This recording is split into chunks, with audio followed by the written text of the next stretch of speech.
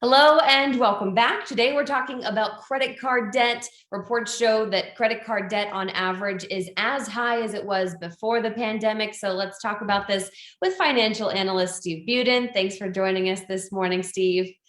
Good morning. Okay, so why do you think this is? Credit card averages, those balances are soaring high right now. Clearly, the pandemic over the last 18 months, it's taken its toll on a lot of families. And unfortunately, a lot of these folks have resorted to using credit cards to get by. So the balances now have gotten as high as they've been since the pandemic started. It's a pretty troubling trend, and hopefully we can give the viewer some tips to reverse that. So let's get started on how to pay down some of that debt. What is your suggestion there?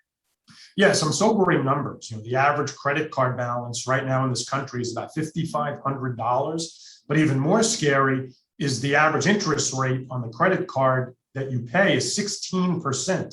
Now that's just average. So there's a lot of cards that are higher than that. And if you were just to make the minimum payment on those balances, it would take you almost 20 years to pay that off.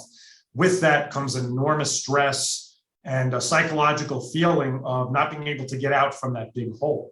So a lot of folks don't realize that, when you get your bill, you see that number, the credit card company purposely puts the minimum payment on there. You're allowed to pay more than the minimum. And it's amazing how much quicker you could pay that balance down just by paying a few dollars more per month.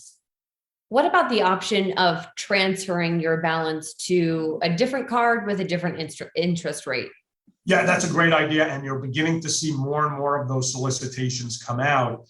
For folks with decent credit scores, a lot of the companies are now offering you incentives where you can transfer your balance to their card, and many of them will give you up to 20 months of 0% interest to transfer those balances. So it does buy you some time, it buys you some breathing room. The catch there is you still have to make those minimum payments. And as soon as you miss one payment, they can jack that interest rate back up north of 16%. So if you take advantage of those balance transfer programs, just make sure you pay on time.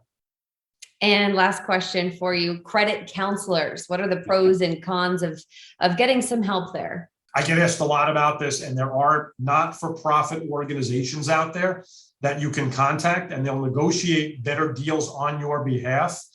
There are companies out there that will try to take advantage of you. They'll charge you an upfront fee to negotiate on your behalf. Those are not necessary. You can simply Google not-for-profit credit counseling, and these companies will take you on, and they're fairly successful in negotiating better rates. Some good options for us. Thank you for that, Steve. We'll post more of this on our website at ktnv.com, and we'll be right back after this.